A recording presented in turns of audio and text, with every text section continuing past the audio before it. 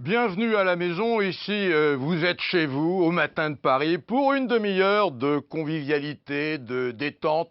En fait, ici c'est un petit peu le café du commerce. On parle de tout, de télé, de spectacle, mais aussi de sujets qui vous préoccupent. Et oui, et oui, et oui. Alors vous savez que nous avons une tradition dans cette émission où nous allons avoir des invités de choix. Je vous en laisse la surprise, une princesse et une héroïne de Plus belle la vie. Chaque jour, nous remontons le temps grâce aux archives Gaumont. Ce sont des images sélectionnées par Anne Beaugrand. Alors aujourd'hui, nous sommes en mars 1950.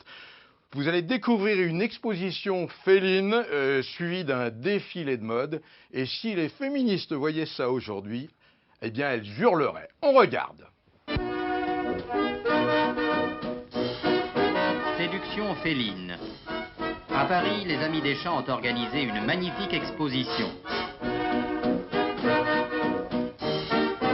Ici, on peut admirer les espèces les plus rares et les plus précieuses dans leurs jeux traîtres ou caressants.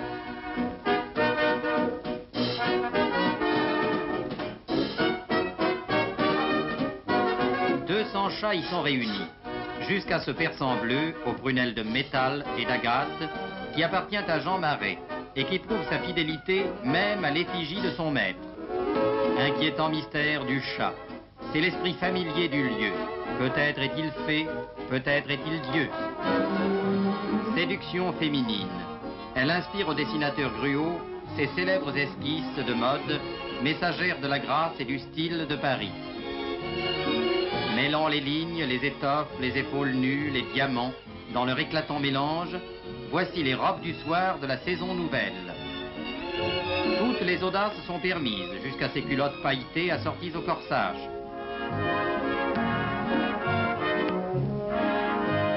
Mais il faut un instant de sérénité pour contempler la robe fabuleuse, la plus belle robe de Christian Dior, couleur de soleil, en tulle brodée de paillettes d'or. Nadège, quand vous voyez ça, alors un petit commentaire? Mais moi j'adore la mode. Oui. Et en plus je suis pas née à la bonne époque, donc ça c'est mon style vestimentaire. Ah, c'est votre style. Ouais, Vous êtes très élégante Ben oui, aujourd'hui, c'est très mignon ce que vous avez. Hein. Merci, j'ai pas le droit de dire le nom, oui. mais s'ils veulent Vous faire des robes. Vous voulez un petit café? Avec plaisir. Non, si vous voulez pas, vous me dites, Paul, non, je veux pas de café, hein, moi, vous Paul, savez. Ah non, mais vous gênez pas, tenez, Non, tenez, je merci. vous le donne, là, tranquille. Café du matin. Alors, Merci Christophe Médicis, c'est plus sérieux. Vous êtes psychosociologue et nous allons parler du chômage, mais d'une façon optimiste du chômage. Comment rebondir quand on est demandeur d'emploi? Alors, bon, tout ça, c'est pas évident, je vous l'accorde. Quand vous voyez ces images qu'on vient de visionner, ça vous fait rigoler, vous, hein? Oh, ben, ça me fait rigoler, mais en même temps, une femme est toujours un peu féline. Donc, quelque chose comme ça de félin chez une femme, c'est normal, cette espèce de jeu. D'ailleurs, souvent, Paul, quand on demande à une femme quel animal aimerais-tu être, souvent elle dit le chat. Dites donc, je trouve que vous êtes un peu vrai. macho, non? Non, C'est pas du macho, tout, c'est une réalité, c'est une Carrément réalité, macho. pas du tout. C'est carrément Non. macho de dire des Non, choses pas pareilles. du Bon, tout. alors, C'est beau, un chat.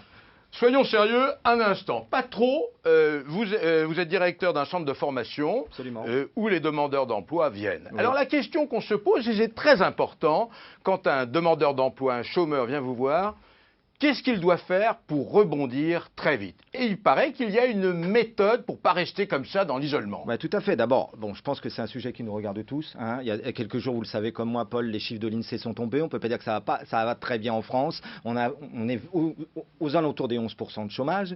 Il y a 25% des jeunes qui sont au chômage. Et c'est vrai que de toute façon, le chômage, c'est toujours un coup dur pour tout le monde. Quand on se retrouve au chômage, pourquoi c'est un coup dur? Parce que c'est peu ou prou un délabrement de l'estime de soi. Quand on se retrouve au chômage, on a l'estime de soi qui tombe. L'estime de soi, Paul, ça repose sur deux piliers. Le sentiment d'être aimé, et quand tu es viré d'un travail, on ne peut pas dire que tu as le sentiment d'être aimé, et le sentiment, d'une certaine manière, d'être compétent. Donc, voilà. ça, Donc, ça, je comprends bien. On tape à votre porte, on vient vous voir, on est au chômage. Vous avez déjà été au chômage vous-même? Alors moi, quand j'étais à la fin de mes études, d'ailleurs, comme beaucoup d'étudiants, je me suis retrouvé pendant 2-3 ans à chercher du travail difficilement. Je cherchais du travail en tant que psychosociologue et formateur coach, et j'ai eu du mal, effectivement, à entrer dans la vie active. D'ailleurs, comme beaucoup de jeunes, Paul, il y a énormément de jeunes, bac plus 5, qui ont du mal. Christophe Dominique, Voilà. Qu'est-ce qu'on fait pour ne pas rester dans ce pessimisme ambiant? Alors très concrètement, moi ce que je pense, il y a une étude là du Bureau international du travail qui est sortie il y a 3-4 mois qui montrait comment les chômeurs retrouvaient plus facilement du travail quand ils faisaient 3 choses. Très simple. Pour nos amis téléspectateurs, on va le dire. Je pense que c'est quelque chose... Allez-y, allez-y, La allez-y. première Vous n'êtes chose, pas là, vous voilà. êtes en train de me faire un exposé. Non, j'attends. non. Oui. Je vais vous dire très concrètement, je ne vais pas faire d'exposé. La première chose qu'il faut faire, c'est rencontrer du monde. Ça paraît basique, mais c'est rencontrer beaucoup de gens. C'est intégrer des réseaux. C'est aller dans des groupes d'appartenance. D'ailleurs, c'est pas si simple, parce que d'une certaine manière, quand on se retrouve au chômage, parfois on a une propension à s'isoler. Non, rencontrer du monde. Première chose simple, Paul. C'est pas une conférence, c'est simple ça. Deuxièmement, rester positif. Alors comment on reste positif? En cultivant l'optimisme. Et là, je vais montrer quelque chose qui est utilisé maintenant, Paul, par des millions, je dis bien des millions de gens dans le monde, et qui paraît rien. Ça s'appelle son petit journal d'optimisme. On prend un petit carnet, comme celui-là, tout basique, vous voyez. Tous les jours, le soir, avant de se coucher, on note 3 événements agréables qui nous sont arrivés dans la journée. Vous savez, vous comme moi, et vous certainement aussi, on a une propension à mettre... Je vous arrête un instant, mais on noterait plutôt des événements désagréables. Exactement, qui Paul. dans la journée. Exactement. Quels sont les événements agréables d'une journée? Mais des choses très simples. Par exemple, j'ai bu un café avec mon collègue et j'ai passé un moment adorable.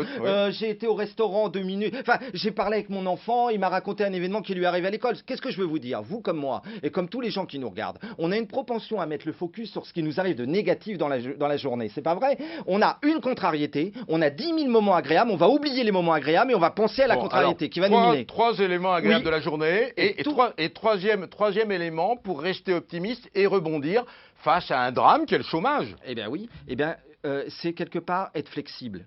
Pratiquer la mobilité. Casser ses habitudes. Exactement. Pratiquer la mobilité extérieurement. Vous savez comme moi, Paul, qu'il y a des gens, des jeunes qui s'expatrient. Maintenant, ils vont en Australie. Mais non, mais c'est ça la mobilité. Et puis, intérieur, intrinsèque la mobilité. Vous savez comme moi qu'on a des habitudes dans la vie. L'être humain a une propension à penser quasiment tout le temps de la même façon, à agir de la même façon, à ressentir de la même façon. Je vous arrête un instant, parce que là, vous êtes parti pour 1 heure. Vous avez vu comme je suis poli? Vous avez vu comme je suis poli? Oui, justement. Dans Plus belle la vie, dans Plus belle la vie, Nadège, il y a, dans les scénarios, il y a des chômeurs. Bien sûr. Enfin, Plus belle la vie, essaye d'être un reflet de notre société.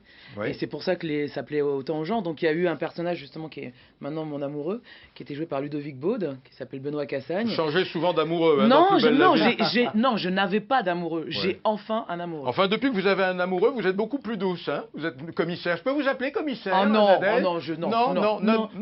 Non, là je suis Nadège. Bon, elle s'habille pas comme ça. Eh bien, voyez-vous, Nadège, nous les coachs et psychosociologues, on essaie de rendre plus belle la vie des chômeurs. Parce que la vie d'un chômeur, et il y a des gens qui nous écoutent qui doivent le savoir, elle est forcément un peu moins belle, vous le savez comme moi. Hein.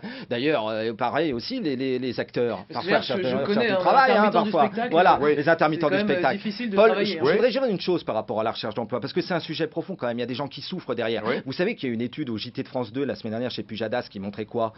Les chômeurs se suicident 6 fois plus que les gens qui sont en travail en ce moment. Donc il y a un vrai problème. Et tout le monde pense à cet homme, paix à son âme, qui s'est immolé par le feu devant le Pôle emploi de Nantes il y a quelques semaines de ça. Bref, cette détresse sociale, elle doit nous marquer quand même. Elle est importante, cette détresse sociale. Je suis d'accord. Vous-même, vous avez été au chômage dans votre carrière? En fait, j'ai eu de la chance, je touche du bois, il n'y en a pas.